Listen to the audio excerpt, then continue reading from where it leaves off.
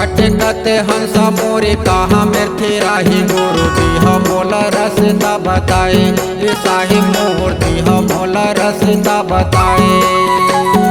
भटकते हंस मोरी कहाँ मिर्थी राही गुरु दीह मोला रसता बताए साहिब मोर दीह मोला रसता बताए। दीह मोला रसता बताए हो साहिब मोर दीह मोला रसता बताए।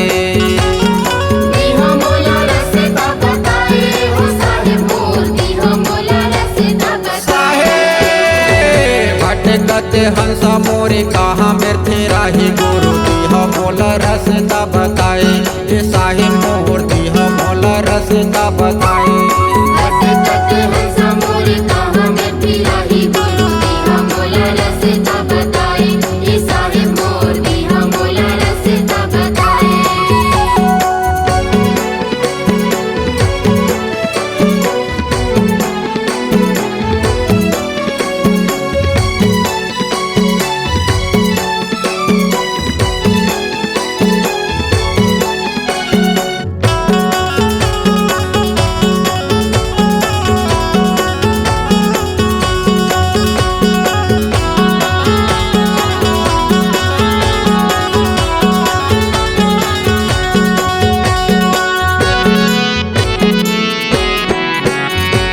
जगह जगह जाके देखो कछु नहीं तो सूझे हो कछु नहीं तो सूझे।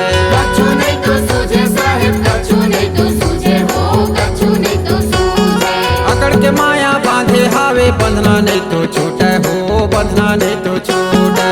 बंधना नहीं तो छूटे साहिब बंधना नहीं तो छूटे हो बंधना नहीं तो छूटे। चारों मुड़ा माया के जाल खेलाए गुरु दीह मोला रसता बताए साहिब मोर दीह मोला रसता बताए।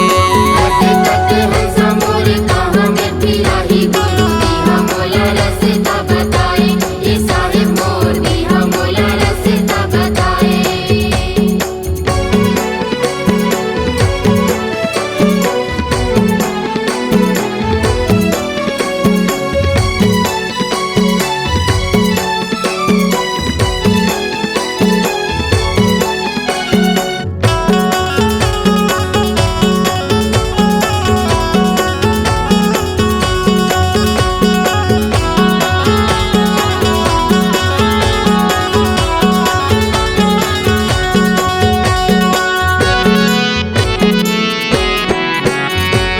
सतई बेटा मोर फुटत है छुटला सपतियाए हो छुटला सपतियाए। छुटला सपतियाए साहिब छुटला सपतियाए हो छुटला सपतियाए। अपन समाज ला चिन्हत नहीं है वो ही लालतियाए हो वो ही लालतियाए। ओही लालतियाए साहिब ओही लालतियाए हो ओही लालतियाए। चमकते खिटे अंधियारे हवै हो गुरु दीह मोला रसता बताए साहिब मोर दीह मोला रसता बताए। भटकते हंस मोरी कहाँ मिर्थी राही गुरु दीह मोला रसता बताए साहिब मोर दीह मोला रसता बताए। दीह मोला रसता बताए हो साहिब मोर दीह मोला रसता बताए। दीह मोला रसता बताए हो साहिब मोर दीह मोला रसता बताए। भटकते हंस मोरी कहाँ मिर्थी राही गुरु दीह मोला रसता बताए साहिब मोर दीह मोला रसता बताए।